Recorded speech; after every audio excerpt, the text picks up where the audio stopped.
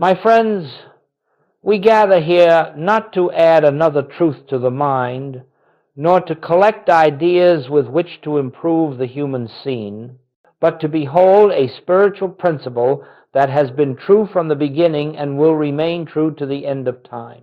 If you have ever felt distant from God, if you have believed that God was somewhere beyond your reach, or if you have struggled to find the presence that seems always one step away, I want you to know that there is only one reason for this sense of separation, and it is not because God is absent, nor because you have failed, nor because you have not prayed enough or studied enough. The only barrier, the only veil, is the universal belief in two powers, the belief that there is God on one side and something unlike God on the other. The moment that belief is accepted, even unconsciously, you step out of the awareness of heaven and into the realm of appearances. You begin to battle with shadows, to treat the world of effect as though it possessed power, and to search for God as though he were not the very life that animates your being. The infinite way stands on a single foundation. There are not two powers. There is only one. One presence, one power, one life, spiritual, invisible, indivisible, and everything that has seemed to oppose you, frighten you, or threaten you has had its existence only in the imagination that believes in a power apart from God. Today, as we move deeper into this hour, let us be willing to release every notion that the world, the body, the mind, or any circumstance has authority over us. Let us come with empty hands, empty thoughts, willing hearts, prepared to discover that separation has never existed, and that the presence we seek is the very essence of our own being. When this truth dawns, even faintly, the entire structure of fear begins to dissolve. For you cannot fear that which has no power, and you cannot be separated from that which is the substance of your life. And so we begin with this simple but profound recognition: there is only God. And nothing stands beside God to oppose, resist, or diminish the infinite. In this realization, the search ends, the struggle ends, and the journey home begins, not outward, but inward, to the kingdom that is already here. Now, let us look more deeply at how this sense of separation ever arose, for the infinite itself knows nothing of division, nothing of conflict, nothing of opposing forces. Therefore, anything that claims such existence must originate not in spirit, but in the human mind. From the moment human consciousness began to interpret life through the five senses, a great misunderstanding took root. The belief that what is seen, heard, touched, tasted, or smelled has authority, substance, and power. And because these impressions are many, the mind concluded that power is many. It saw health and disease, success and failure, love and hate, abundance and lack, and it believed that each pair represented two opposing realities. But, my friends, the moment you accept that appearance has power, you have unknowingly declared that something stands beside God, and in that single instant, the world becomes a battlefield rather than a garden. The body becomes a power, the economy becomes a power, weather becomes a power, people become powers for good or for harm, and you begin to live between forces that push and pull you. This is the birth of what we call the illusion, not because appearances do not seem real, but because they have no life of their own. The human mind, unaware of the one invisible presence that forms all being, divides the indivisible and then fears the shadows it has created. But spirit knows no such division. Spirit knows only its own infinite, harmonious expression. So as long as you identify with the human mind and its judgments, you will experience life as a conflict of powers.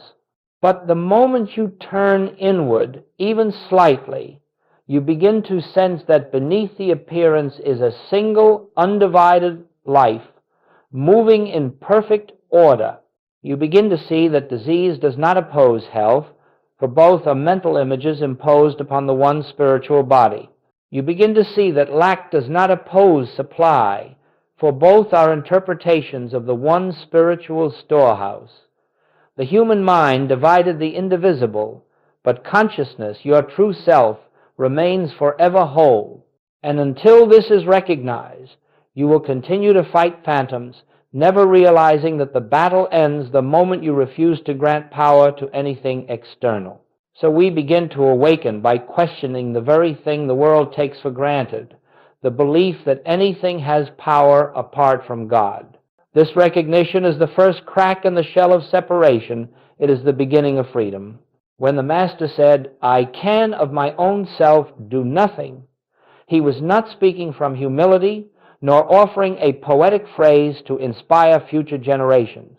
He was revealing the fundamental law upon which all spiritual power rests. For the human sense of I, the personal, striving, fearful, self-defending identity, is the very one that believes in two powers.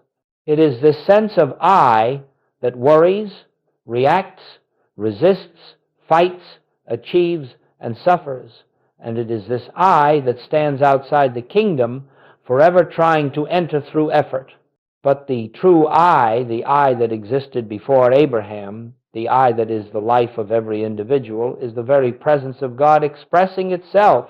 And so, when Jesus proclaimed he could do nothing of himself, he was declaring the utter impotence of the personal self and the absolute sufficiency of the infinite invisible that lived as his being. This is the point at which the spiritual path truly begins. When you stop expecting the human mind to accomplish what only spirit can do, when you recognize that your personal thoughts, calculations, fears, and desires cannot heal, cannot prosper, cannot harmonize, cannot save, in that moment, the burden shifts from the shoulders of the finite to the freedom of the infinite. You begin to see that every attempt to fix life through personal will only strengthens the illusion of separation. The more you try to be strong, the more you affirm weakness. The more you try to manipulate conditions, the more reality you give to the conditions themselves. But when you rest in the truth that the personal sense of I has no power, no wisdom, no capacity to act, you make way for the one power to reveal itself. You begin to experience what the Master meant when he said, "The Father within me, he doeth the works." This does not diminish you, it liberates you. It releases you from the impossible task of managing the universe and restores you to your rightful place as a transparency through which the infinite shines. And so, the most powerful realization you can ever come to is this: nothing is expected of you as a human being, for the human is not the doer of spiritual works. Your function is not effort. Your function is recognition. The moment you shift from the personal I to the divine I, you stand at the threshold of true spiritual power, where the works are done through you, not by you. And in that awareness, fear dissolves, for you are no longer a separate being facing a hostile world. You are the presence of God expressing itself as you. And now we come to an illustration so simple that the human mind will overlook it, yet so profound that it can dissolve years of fear in a single moment of recognition. Consider your hand. This hand can comfort or it can strike. It can give or withhold. It can build or destroy. And yet the hand itself has no power. It is neither good nor bad. It is neither moral nor immoral. It is neither creative nor destructive. All that the hand appears to do is but the expression of the consciousness that animates it. If the consciousness is loving, the hand expresses love. If the consciousness is fearful, the hand expresses fear. The hand is an effect.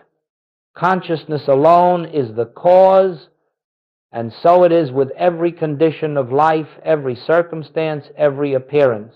Nothing in the world of form has power. No body, no disease, no bank account, no person, no weather, no government, no event. These are but hands, so to speak, effects without inherent authority. But the moment you begin to treat these effects as causes, you have stepped into the illusion of two powers. You begin to fear what the body can do, what money can do, what people can do, what circumstances can do. You no longer see that the only real power is the invisible presence that forms, maintains, and sustains all being. You see, my friends, the hand cannot lift itself, cannot move itself, cannot choose itself. It is moved by something deeper. In the same way, no condition can act of its own nature, no appearance can control your life, no external circumstance can dictate your experience unless you grant it the power your consciousness alone possesses. The moment you say, "This condition frightens me," you have given power to the shadow. The moment you say, "This problem has authority," you have forgotten the source. But when you look at any appearance and quietly realize, this has no power, it is neither good nor bad, it is only an effect, you withdraw the belief that sustains the illusion. You return to the awareness of the invisible cause, the I that moves all creation, and in that recognition, the appearance begins to dissolve, not because you changed the effect, but because you withdrew the false belief that gave it life.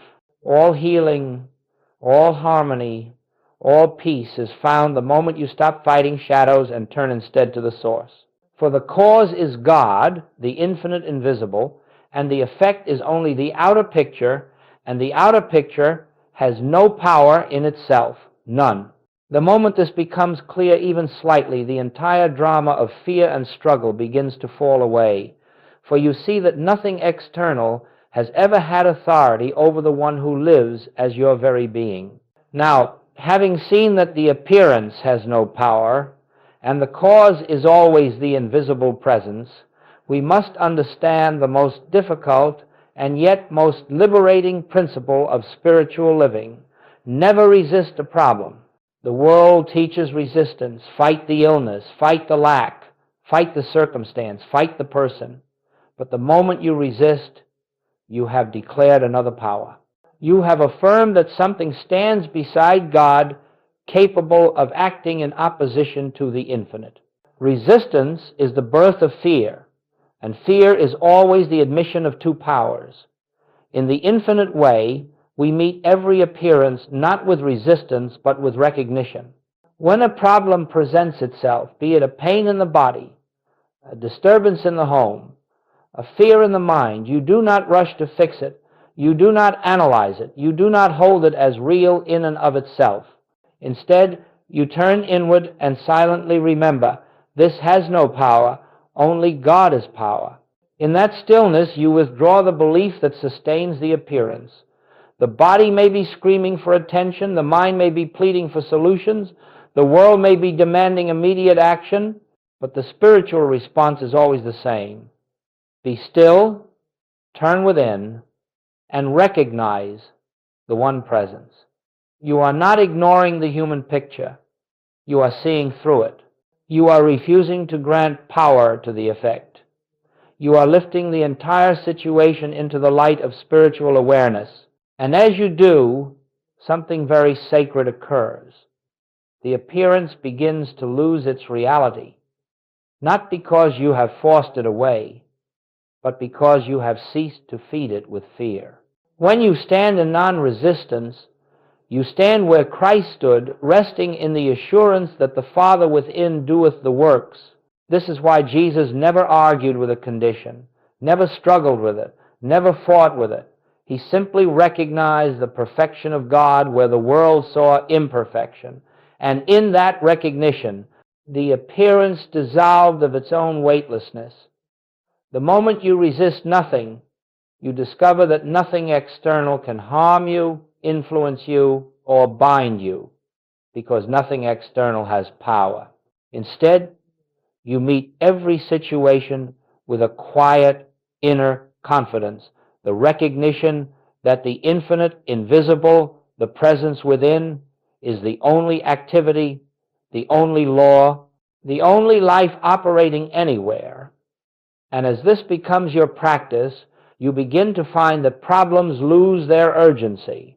They no longer terrify you, because you know that nothing can oppose the one presence that lives your very being. In non-resistance, you are lifted into spiritual authority, not the authority of domination, but the authority of truth recognized. And from that awareness, harmony unfolds naturally, without effort, without struggle, without fear, because the only power that ever was is now consciously acknowledged as your life.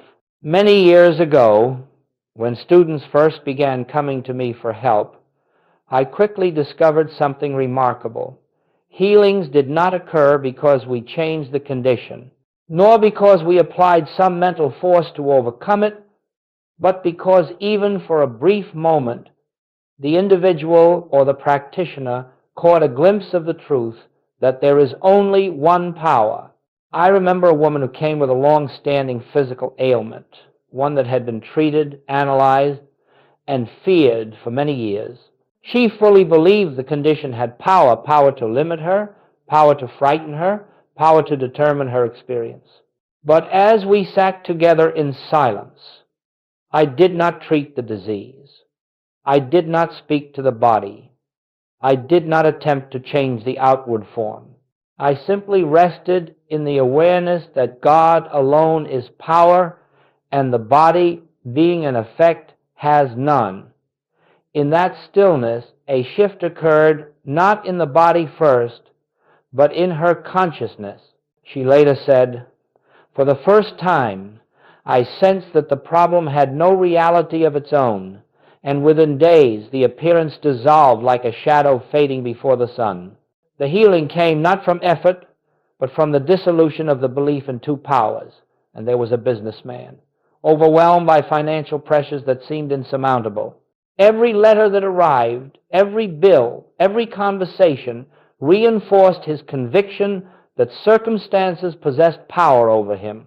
But when he learned to sit quietly and recognize that supply is not in money, not in clients, not in employment, but in the infinite invisible expressing as his consciousness, the entire picture changed. The moment he stopped fearing conditions and began acknowledging the one source operating as his life, opportunities appeared where none had existed before.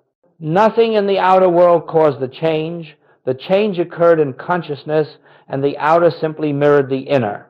And I recall a family torn by conflict, each person convinced that another held the power to wound them. But when even one member of that family began to see the others, not as separate egos, but as expressions of the one life, the tension began to dissolve. It was not a matter of human reconciliation. It was the recognition that there is only one self-appearing as many. The moment duality was dropped, harmony revealed itself.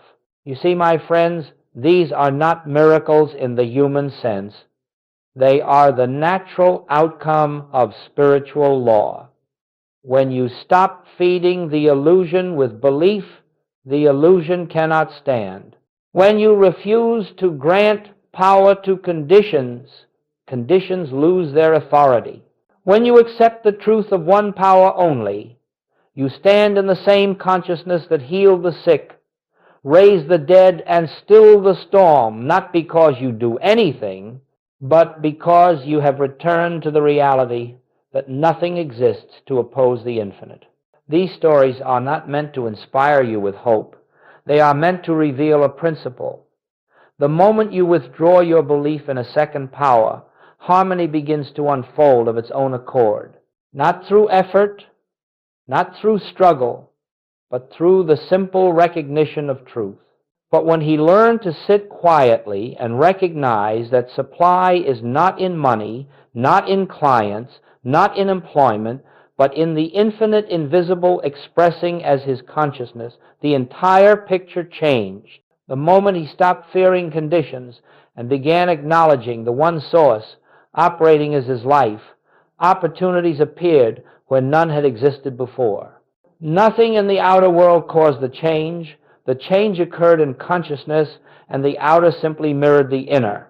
The practice is simple, but not easy for the human mind, for it asks nothing of the mind and everything of the spirit.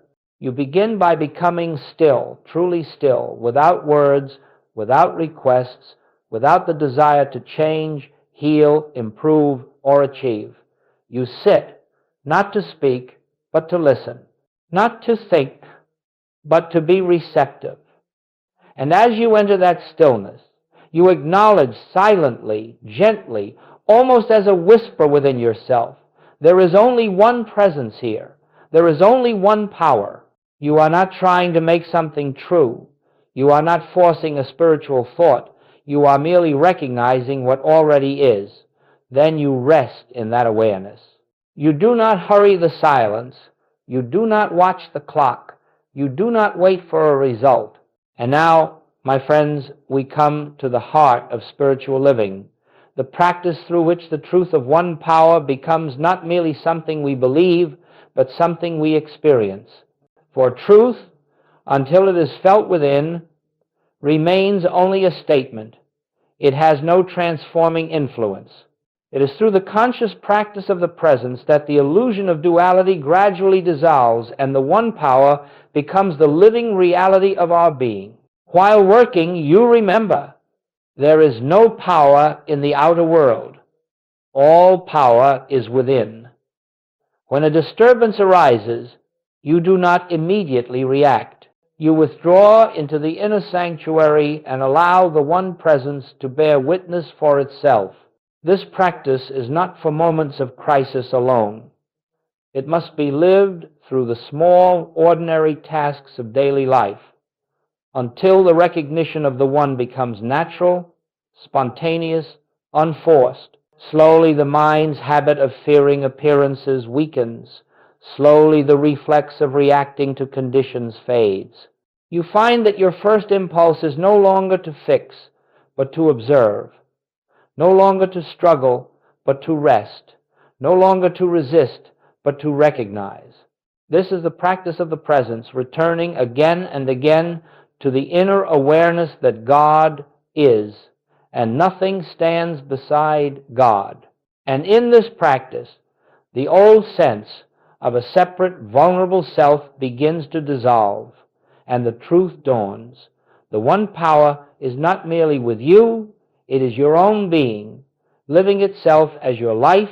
This realization cannot be forced, but it comes naturally to the heart that consistently turns inward, listens deeply, and rests in silent receptivity. As this realization of one power deepens, something remarkable begins to occur, not through effort or discipline, but through the natural activity of spirit in your consciousness. Life itself changes. You will discover that fear begins to lose its foundation, for fear is always the product of believing that something outside you has power. When you no longer grant that power, the emotion has nothing to attach itself to, and it simply fades. You will notice that the anxieties you once carried about health, finances, relationships, or future events do not grip you as they once did.